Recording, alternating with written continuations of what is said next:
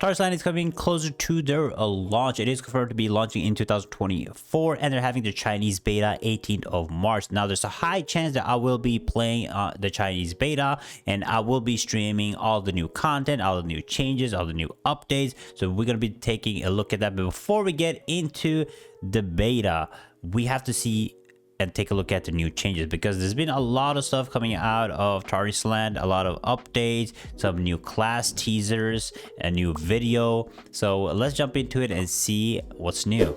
So the info that we have so far is that they know there's a lot of curiosity and anticipation for the Chinese beta, but they want to make sure that we, the global base, are not kept in the dark. So they're gonna have a bunch of content creators, both sponsored and non-sponsored, actually playing the Chinese beta. You as a player, is gonna be kind of hard to play the Chinese beta because you need a Chinese number, account, etc. But there's gonna be enough content for you guys to consume to see what the new changes are all about. And they're saying in this post that they're going to make sure that we also are going to keep us updated. So they're going to basically, what they're saying here is all the dev blocks and updates that we have seen, you guys have probably seen in my other videos, these updates are going to be included in the Chinese test, except for the female and mage classes. So the two new genders on the new classes will not be included in the Chinese test, but everything else will be included.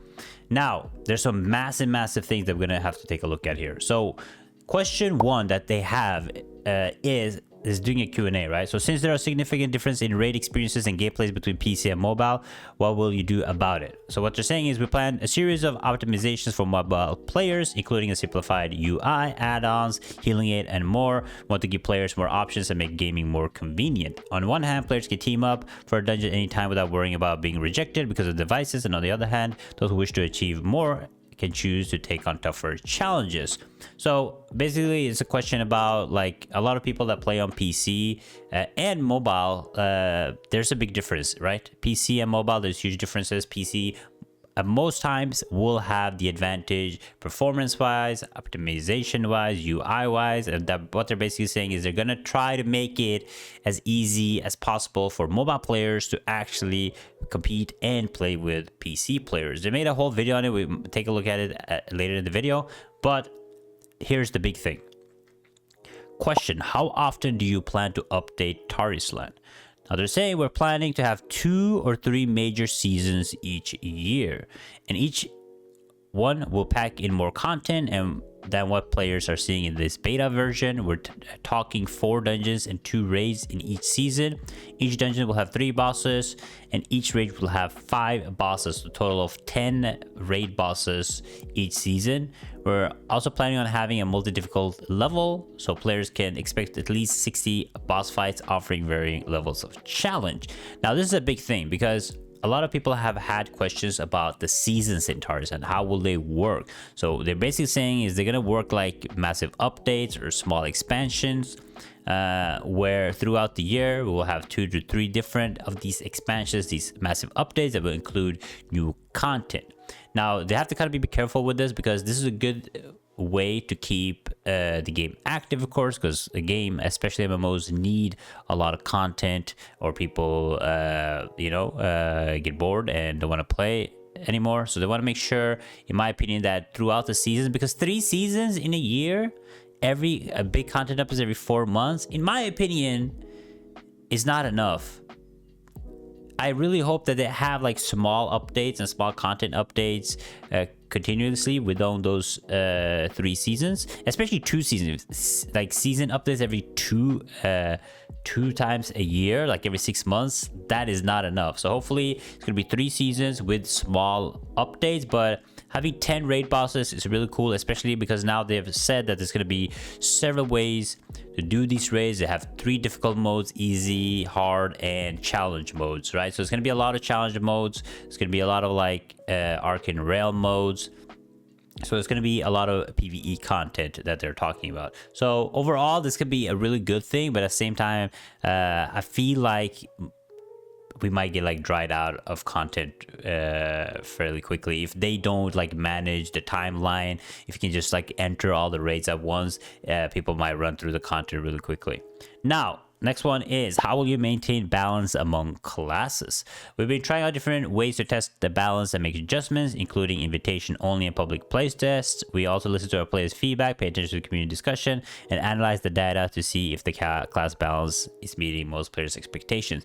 Now, I have to say, well, after playing the betas, like, I know that they're working a lot on class balancing and skill changes, but at the same time, the Bard, just give me an example. The DPS Bard was super strong, and then they buffed it, and then they buffed it again.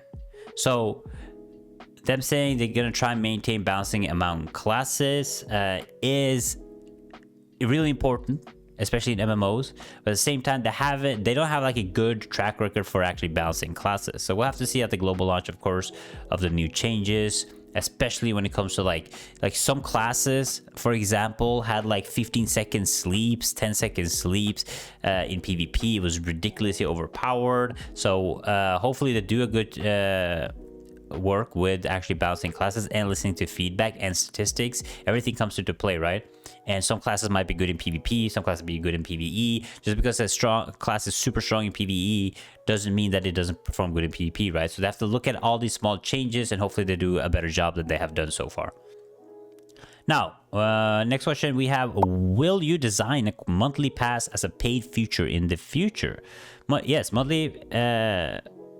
MonthlyPass will mainly offer some functions to provide convenience and a few resource boosters, such as Battle Pass EXP boosters and reputation boosters.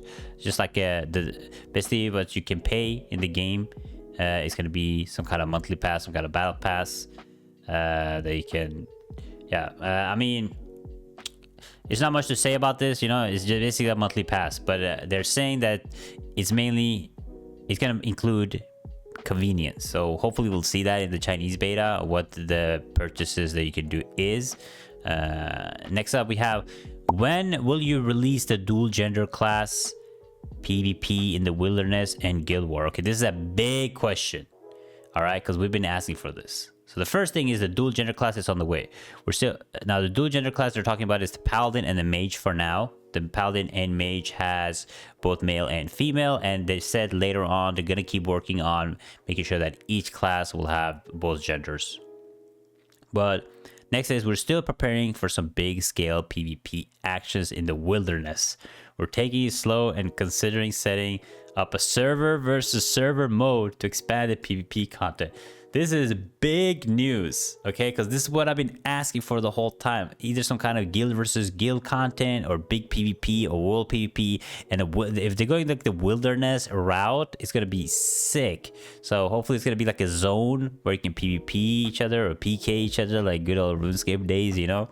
And server versus server mode and expand the PvP content. So massive things. Hopefully it's like, I know it gets kind of clunky with like, if it's server versus server, like Europe versus US and stuff, that might be like ping issues and stuff, but hopefully that's what they mean. I hope they don't mean like if they have like 2 Europe servers, like EU versus EU, I hope actually they mean like you can fight other continents, other servers. So great stuff. Like I'm really excited for this. I'm really glad they actually spoke publicly about this, because now we know that they're actually working on it. Next question. Is it possible to guarantee an equipment set or a high-level special aptitude for players after getting multiple kills or synthesizing fragments? It was very difficult for unlucky players to collect a complete set in the previous playtest. Yeah, we noticed that armor sets were granted pretty randomly in the last test, but don't worry, we made significant changes this time around. Players are guaranteed to get an armor set once they finish the raid, and they can choose one that matches their specialization. In the meantime, we will throw in guaranteed weekly chests in the Arcane Realm. That way, players can definitely score an armor set, even if they're not trading. Now, in my opinion, what I think about this is, I don't kind of like it. Like, I know nobody likes RNG, but RNG is a part of MMOs. Like running a raid or running a dungeon and not getting your gear piece. I know it sucks. But if you can get what you want, whenever, like if you run a raid, you can get what you want, you can pick exactly what you want, it's gonna be too easy. You know, you're gonna run out of content. All you have to do is just finish your gear, right? So Hopefully that adds more RNG to it. Hopefully you can choose your set, but the bonuses or the special aptitudes that you get might be different. So you have to keep running them to get like the best set for you, right? Hopefully they'll do some kind of, there has to be some kind of RNG. If there's no RNG, it's going to be so easy for everybody to gear up. Like, it kind of ruins like the grinding, you know, grind the raids, grind the dungeons for it. But we'll see what to do about it. I mean, for most players, most people love having non-RNG, but I know from experience, if you have no RNG and people get what they want really easy, the game becomes too easy and people end up quitting, right? Even though it's nice, you know, even it's nice getting all the stuff that you want, sometimes you kind of need some RNG in it, unfortunately. Now, next up is, what kind of worldview does Tarisland wish to convey to his players? There are 3 ancient... Okay, so this is basically... What is this? Lore? I don't care about lore, to be honest, but what is cool is, for those who know, they know. Order and chaos. If you know, you know. Okay, if you know, you know. Next up is, what kind of commercial content will Tarisland bring in the future? Most commercial content revolves around appearance. Now we have costumes, weapons, headwears, pets, and other customization options as the main means of revenue. Also, we have monthly passes and battle passes to be subscribed to by players. Monthly passes are primarily used to facilitate the gameplay of players, while battle passes offer season-exclusive limited appearances as well as a small amount of low-value resources. The market will also sell rename cards or the function items. Now, what they're saying here is all the pay goes to these things: monthly passes, battle passes, costumes, cosmetics, all that stuff. There's no pay to win yet, but also you have to remember most commercial content. So they haven't talked about the elf messenger bag in this, or maybe they removed it. We'll have to see. Next up is, how do we get equipment in Tarisland? Can equipment be traded? What influence does the season mechanics have on equipment? During the game, equipment can be gained from dungeons, found in weekly guaranteed chests in Arca Realm, exchanged with dungeon tokens, crafted through professions. All the equipment crafted through a profession can be traded. And the crafted equipment is basically worse than what you drop in raids. The Tarisland season-based game, equipment is of little value. The equipment gap of players is very small at the beginning of the new season, allowing all players to dive into new dungeons and contents on a level playing field. So this is what I've talked about before, and it kind of explains the season more. So the equipment that you get and you obtain ends up having very little value when the season ends and the new season starts. So to make it easier for the casual or a new player to play the game every season, right? Because they're trying to make it very casual friendly. So it seems like the equipment that you get, you will need this equipment to conquer the next raids. And once you finish it, just like MMOs, like you progress, you finish, you get better and better gear to do the better and better, harder raids. But once the season ends, the equipment that you get, probably the base equipment of the new season, will probably be almost just as good as the best equipment last season. That way you can enter the new raids, enter the new season as a new player too. Of course, you'll have some kind of stats that will be better, but overall, once you get into the new season, you just start entering the raids, the gear that you get in those new seasons will be way better than the old equipment. Either they will increase the level cap, or they will just make it so the stats aren't really competitive with the new season. So it's going to be interesting how they do this, because yes, while you get new equipment, you also have to think that you'll also be getting like gems, other stat boosters, like your scrap stones, all that stuff. So how will those transfer over to the new season, right? But them saying like equipment is a little value is also at the same time, I don't like it. I really hope there's some cool stuff that you can like let's say I play from day one, I get like a really cool legendary thing, and then some people start in season 3. At least I have something to show for it. Either it's a cosmetics or something like something glowy, something cool, you know. That's what in MMOs I feel like you want to collect those rare things, some legendary things. So hopefully they'll make it like at least some stuff, some rare stuff you kind of like goes over to the new season that you can keep. Either it's the gear or it's some kind of costumes or something at least.